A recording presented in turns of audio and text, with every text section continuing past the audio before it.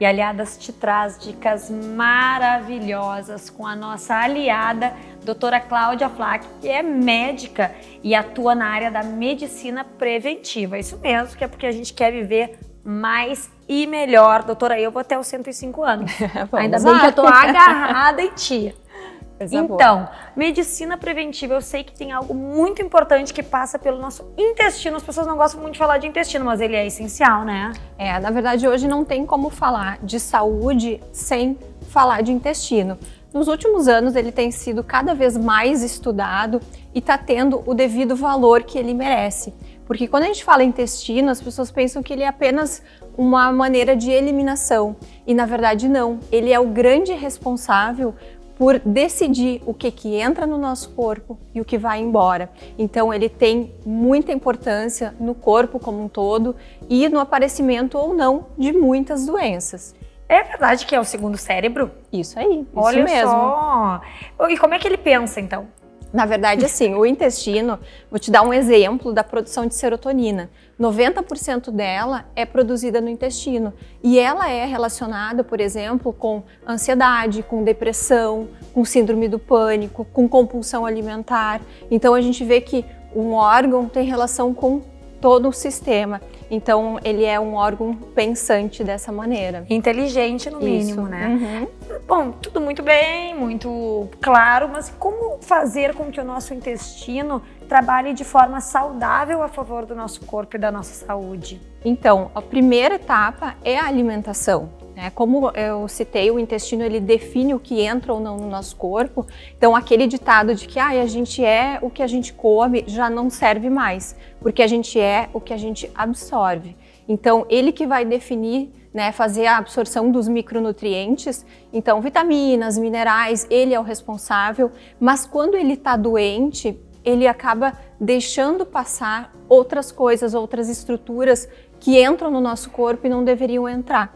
E aí eu vou citar um super polêmico, que é o glúten, que é uma partícula grande que não deveria passar para a nossa circulação e passa quando o intestino está doente.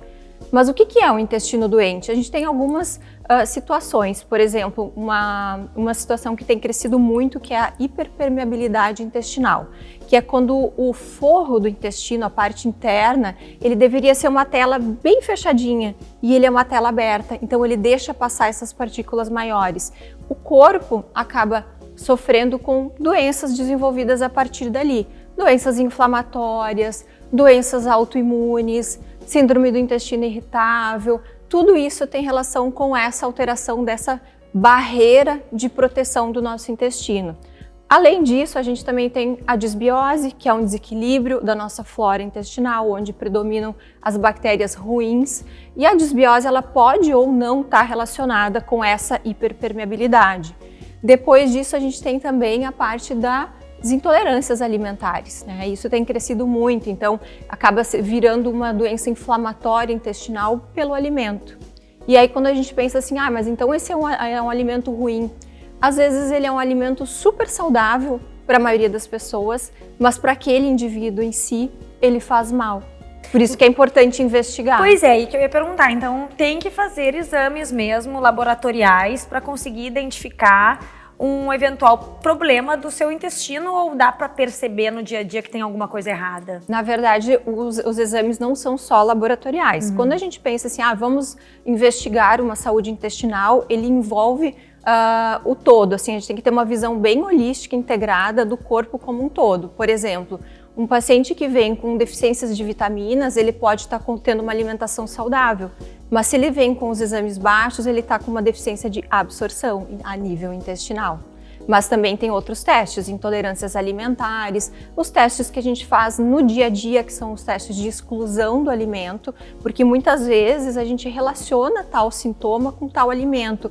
Aí o que a gente faz? Não, vamos excluir e ver como é que ficam os sintomas. Então nem tudo é exame, muita coisa é no dia a dia mesmo, na clínica, Pois é, e aí tem que ter um pouco de paciência, até eu diria, para conseguir investir o tempo na sua saúde, mas isso é essencial. Eu, particularmente, não sabia que o intestino tinha tantas nuances possíveis em relação a doenças. Então, ele tem que ser uma telinha fechada. Isso, olha eu tentando aprender. É uma telinha fechada onde só passa o que realmente interessa para o corpo. Isso, só o que as nossas células precisam para ser saudáveis.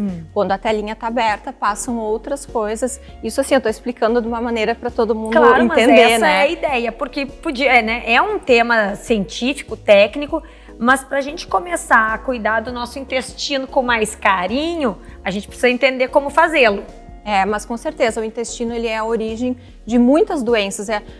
Quando a gente tem uma falta de saúde, digamos assim, os sintomas aparecem, a gente não tem que esperar esses sintomas ter um nome de uma doença. A gente tem que agir antes. Então, não é normal ter enxaqueca com frequência, ter constipação, ser muito ansioso. Tudo isso pode ter relação com o nosso intestino e pode ser tratado antes. Falou de metade da população já no mundo, mas é disso que se trata a medicina preventiva e não por acaso nós que estamos aqui somos aliadas de vocês, temos a nossa própria aliada para lidar com esses assuntos e aprender muito mais a viver mais e melhor, doutora Cláudia Flach. Fiquem com esses ensinamentos e cuide do seu intestino com mais carinho, hein?